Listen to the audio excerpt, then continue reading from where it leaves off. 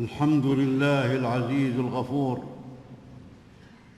الحليم الشكور، أحصى على العباد أعمالهم وسيوفيهم إياها لا يظلم مثقال ذرة، وإن تك حسنة يضاعفها ويؤت من لدنه أجرا عظيما. أحمد ربي وأشكره وأتوب إليه وأستغفره، وأشهد أن لا إله إلا الله وحده لا شريك له العليم بذات الصدور، وأشهد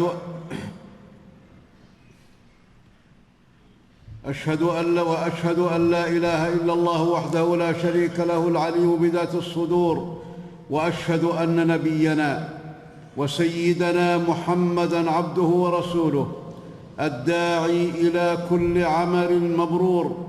اللهم صل وسلم وبارك على عبدك ورسولك محمد وعلى آله وصحبه صلاة وسلاما مضاعفة الأجور.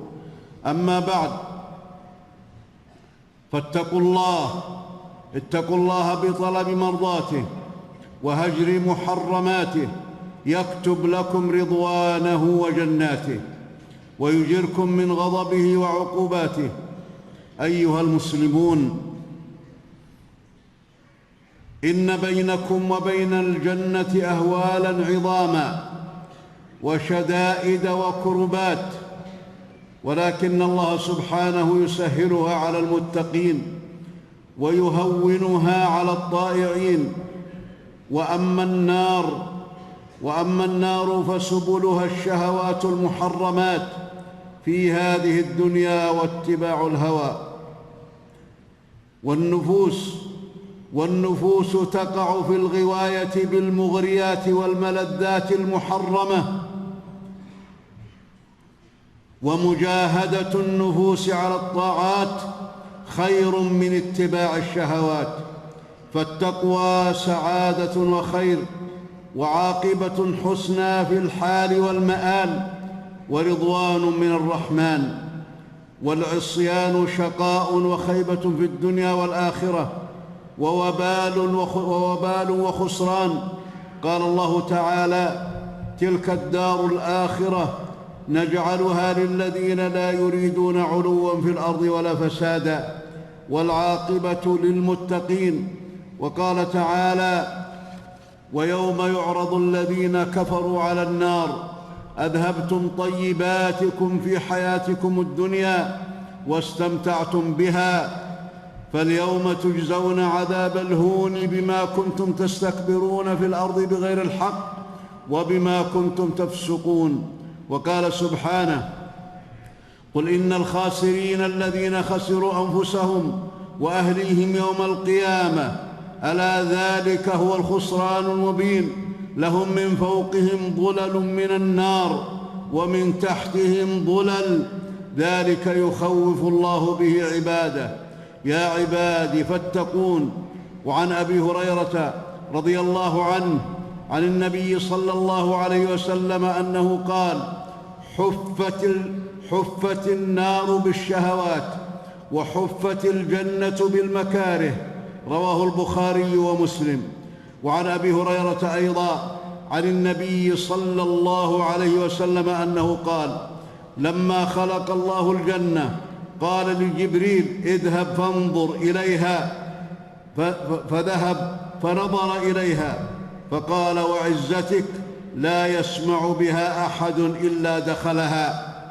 فحفها بالمكاره فقال: اذهب فانظر إليها، فذهب فنظر إليها فقال: وعزتك لخشيت ألا يدخلها أحد.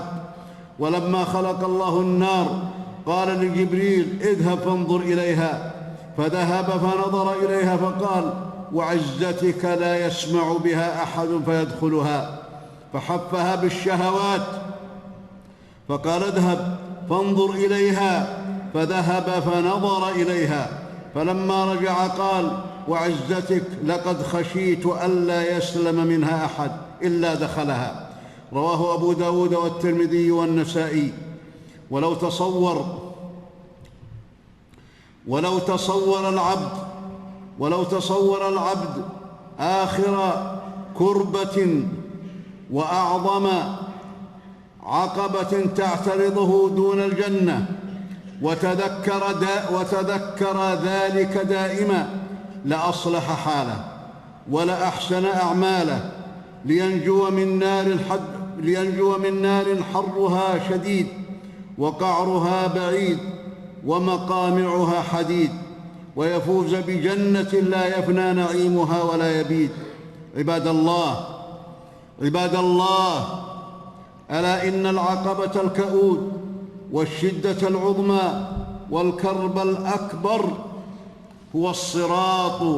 هو الصراط المضروب على متن جهنم. قضى الله وحكم ألا يدخل أحد الجنة إلا أن يمر عليه ويجتازه، والله يحكم ولا معقب لحكمه وهو سريع الحساب، ولا يجوزه أحد إلا بأعمال صالحة رضيها الله وقبلها. ومن حالت أعماله السيئة بينه وبين جوازه سقط في نار جهنم وبئس القرار، ولا يظلم ربك أحدا. هذا الصراط جسر على جهنم، إذا وضع عليها اشتد الفزع وطارت القلوب وشخصت الأبصار ونسي كل أحد غيره، حتى الأنبياء عليهم الصلاة والسلام لا يذكرون ذلك الوقت أهليهم. عن عائشة رضي الله عنها قالت: ذكرت النار فبكيت، فقال رسول الله صلى الله عليه وسلم: ما يبكيك؟ قلت: ذكرت النار فبكيت، فهل تذكرون أهليكم يوم القيامة؟ قال: أما في 3 مواطن فلا يذكر أحدا: عند الميزان حتى يعلم أيخف ميزانه أم يثقل، وعند تطاير الصحف حتى يعلم أين يقع كتابه، في يمينه أم في شماله أم من وراء ظهره، وعند الصراط إذا وضع بين ظهري جهنم حتى يجوز. رواه أبو داود. وعن أبي هريرة رضي الله عنه قال: قال رسول الله صلى الله عليه وسلم: ويضرب الصراط بين ظهراني جهنم،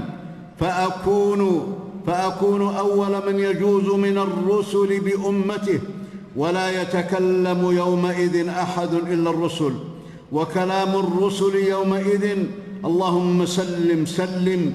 وفي جهنم كلاليب مثل شوك السعدان. هل رأيتم شوك السعدان؟ قالوا: نعم.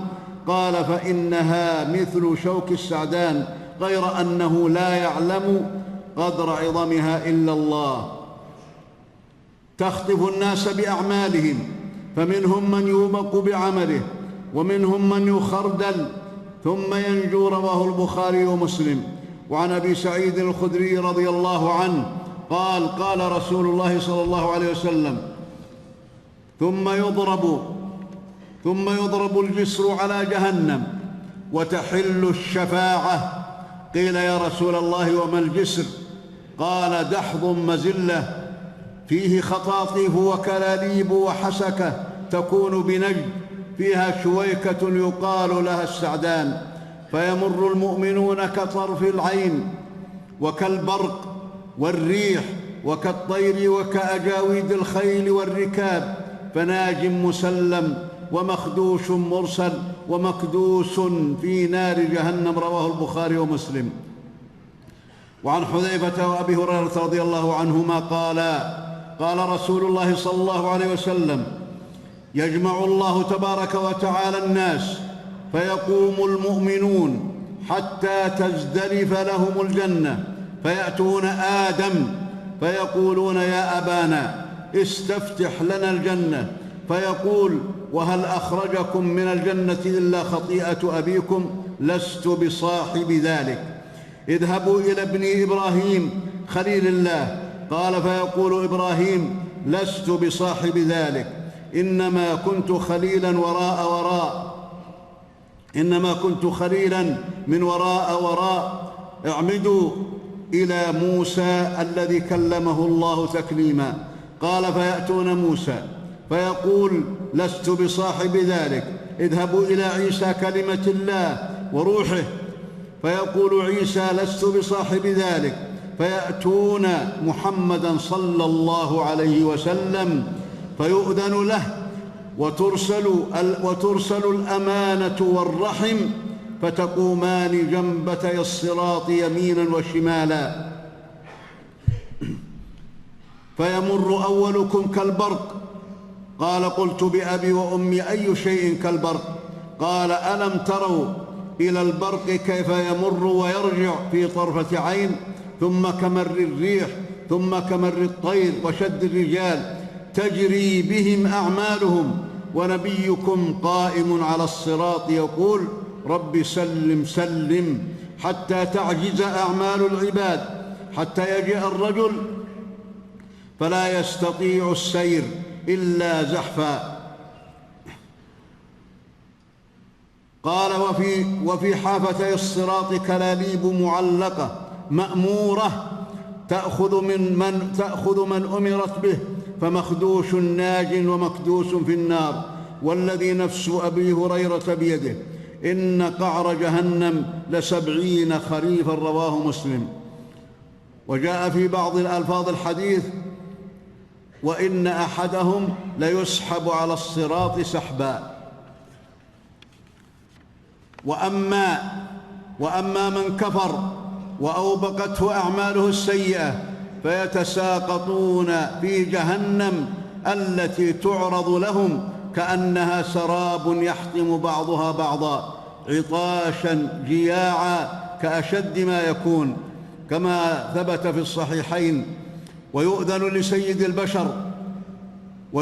لسيد البشر نبينا محمد صلى الله عليه وسلم في الشفاعة العظمى لفصل القضاء من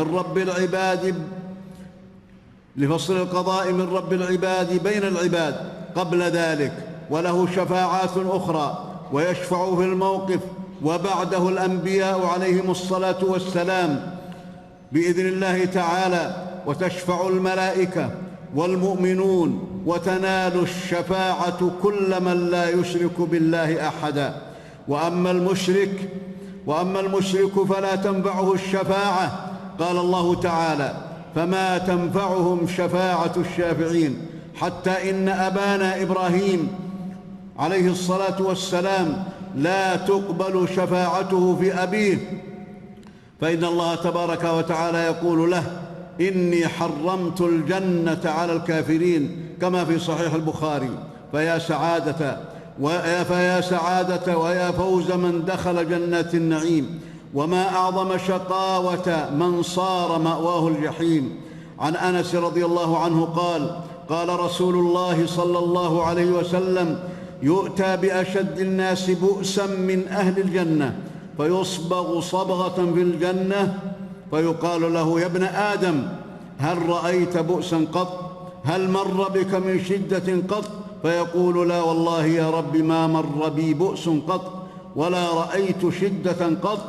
ويؤتى بأنعم أهل الدنيا من أهل النار، فيصبغ صبغة في النار، ثم يقال: يا ابن آدم، هل رأيت خيرا قط؟ هل مر بك من نعيم قط؟ فيقول: لا والله يا رب. رواه مسلم.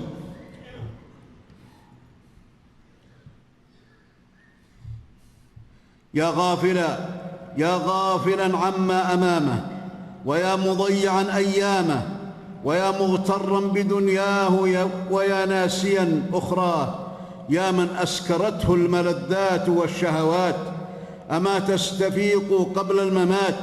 أما تعتبر بما كان لمن مضى من العقوبات؟ أما تتعظ بما ترى من الآيات؟ اعلم أن الاستقامة على الصراط المستقيم في الدنيا ضمان لك على ثبوت القدم على الصراط في الأخرى، والجزاء من جنس العمل. قال الله تعالى: واتبعوا أحسن ما أنزل إليكم من ربكم من قبل أن يأتيكم العذاب بغتة وأنتم لا تشعرون، أن تقول نفس يا حسرة على ما فرطت في جنب الله وإن كنت لمن الساخرين، أو تقول لو أن الله هداني لكنت من المتقين، أو تقول حين ترى العذاب لو أن لي كرة فأكون من المحسنين. بلى قد جاءتك آياتي فكذبت بها واستكبرت وكنت من الكافرين.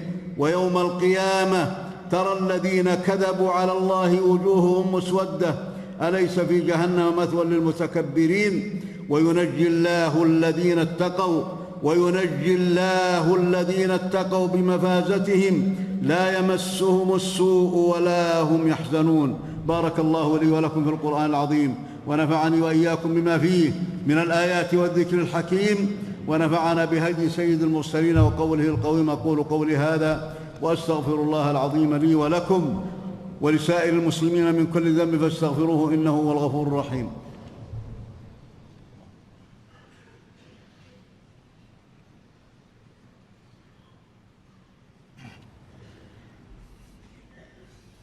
الحمد لله العزيز الحكيم السميع العليم، أحمد ربي وأشكره وأتوب إليه وأستغفره، وأشهد أن لا إله إلا الله وحده لا شريك له العلي العظيم، وأشهد أن نبينا وسيدنا محمدًا عبده ورسوله شرح الله صدره ورفع ذكره في قوله تعالى: وإنك لعلى خلق عظيم. اللهم صل وسلم وبارك على عبدك ورسولك محمد وعلى آله وصحبه الناصرين لهذا الدين القويم. أما بعد، فاتقوا الله حق التقوى وتمسكوا من الدين بالعروة الوثقى. عباد الله، اذكروا نعم الله عليكم واشكروه عليها بالمسارعة إلى الطاعات وبغض المحرمات، فما أوسع فضل الله علينا وعلى الناس، وما أعظم رحمته وكرمه وجوده. وإن من رحمة الله بنا أن علمنا أعظم دعاء وأنفعه وأوسعه خيرا وأجمعه، وهو قوله تعالى: اهدنا الصراط المستقيم، وفرضه علينا، فهو أجمع دعاء للخير وأفضل دعاء للسلامة من الشر تضمنته الفاتحة. وفسر الصراط المستقيم بالصراط المضروب على متن جهنم، والهداية إليه بالمرور عليه بسلامة وعافية من النار. وفسر الصراط المستقيم بالإسلام، وفسر بمحمد صلى الله عليه وسلم، ولا منافاة بين هذه التفاسير، فكل واحد منها يتضمن الآخر، فلا يهدى ويثبت على جسر جهنم ويتجاوزه بعافية وسلامة إلا من اتبع النبي محمدًا صلى الله عليه وسلم وآمن بدينه الذي اتبع فيه من قبله من الأنبياء عليهم الصلاة والسلام. قال الله تعالى: ثم أوحينا إليك أن اتبع ملة إبراهيم حنيفا وما كان من المشركين. والنبي صلى الله عليه وسلم أرسله الله بدين محفوظ لا يغير ولا يبدل، وبين الله له في هذا الدين ما أدخله الناس في دين الأنبياء عليهم الصلاة والسلام من التحريف والتغيير والتبديل. قال الله تعالى: وأن هذا صراطي مستقيما فاتبعوه ولا تتبعوا السبل فتفرق بكم عن سبيله ذلكم وصاكم به لعلكم تتقون. عباد الله، إن الله وملائكته يصلون على النبي، يا أيها الذين آمنوا صلوا عليه وسلموا تسليما. وقد قال صلى الله عليه وسلم: من صلى علي صلاة واحدة صلى الله عليه بها 10. فصلوا وسلموا على سيد الأولين والآخرين وإمام المرسلين. اللهم صل على محمد وعلى آل محمد كما صليت على إبراهيم وعلى آل إبراهيم إنك حميد مجيد. اللهم وبارك على محمد وعلى آل محمد كما باركت على إبراهيم وعلى آل إبراهيم إنك حميد مجيد، وسلم تسليما كثيرا. اللهم وارض عن الصحابة أجمعين، اللهم وارض عن الصحابة أجمعين وعن الخلفاء الراشدين المهديين أبي بكر وعمر وعثمان وعلي وعن سائر الصحابة أجمعين. اللهم وارض عن التابعين ومن تبعهم بإحسان إلى يوم الدين. اللهم وارض عنا معهم بمنك وكرمك ورحمتك يا أرحم الراحمين. اللهم ثبتنا والمسلمين على سنة نبيك محمد صلى الله عليه وسلم.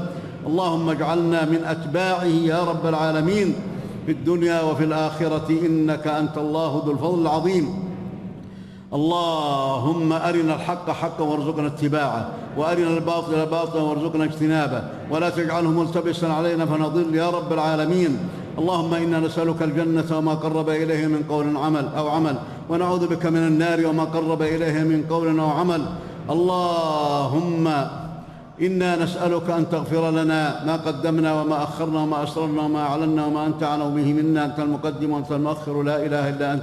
اللهم اغفر لموتانا وموتى المسلمين يا رب العالمين. اللهم يسر أمر كل مسلم ومسلمة، ويسر أمر كل مؤمن ومؤمنة. اللهم إنا نسألك يا ذا الجلال والإكرام أن تؤلف بين قلوب المسلمين. اللهم ألف بين قلوب المسلمين على الحق يا رب العالمين. اللهم فقهنا والمسلمين في الدين يا رب العالمين. اللهم إنا نسألك يا ذا الجلال والإكرام، نسألك أن تغفر لنا يا أرحم الراحمين. اللهم آمنا في أوطاننا، وأصلح اللهم ولاة أمورنا برحمتك يا أرحم الراحمين. اللهم إنا نسألك أن تعيذنا، اللهم أعذنا وذرياتنا من الشيطان الرجيم ومن ذريته وشياطينه وجنوده يا رب العالمين. اللهم أعذ المسلمين من الشيطان الرجيم ومن ذريته يا رب العالمين، إنك على كل شيء قدير. اللهم أنت الله لا إله إلا أنت، نسألك أن ترحمنا. اللهم أنزل علينا الغيث ولا تجعلنا من القانطين. اللهم أنزل علينا الغيث ولا تجعلنا من القانطين. اللهم ارفع عن المسلمين البلاء، اللهم ارفع عن المسلمين البلاء، اللهم ارفع عن المسلمين مضلات الفتن. اللهم احقن دماء المسلمين في كل مكان يا رب العالمين وقعت فيه الفتن. اللهم احقن دماءهم، اللهم احفظ لهم دينهم، اللهم احفظ المسلمين دينهم، اللهم احفظ أموالهم، اللهم احفظ أعراضهم، اللهم أطعم جائعهم، اللهم اكس عاريهم، اللهم آوي مشردهم يا رب العالمين. اللهم عليك بمن ظلمهم وبمن اعتدى عليهم يا رب العالمين ممن حاربوا دينك وحاربوا سنة نبيك محمد صلى الله عليه وسلم. اللهم أنت الله لا إله إلا أنت، أنت على كل شيء قدير. لا تكلنا ولا تكل المسلمين إلى أنفسنا طرفة عين، إنك على كل شيء قدير يا رب العالمين. اللهم أعذنا من مضلات الفتن، اللهم ادفع عنا الغلا والوبا والربا والزنا والزلازل والمحن وسوء الفتن ما ظهر منها وما بطن. اللهم وفق خادم الحرمين الشريفين، اللهم وفق خادم الحرمين الشريفين لما تحب وترضى. اللهم وفقه لهداك واجعل عمله في رضاك. اللهم وانصر به الدين يا رب العالمين، وارزقه الصحة إنك على كل شيء قدير.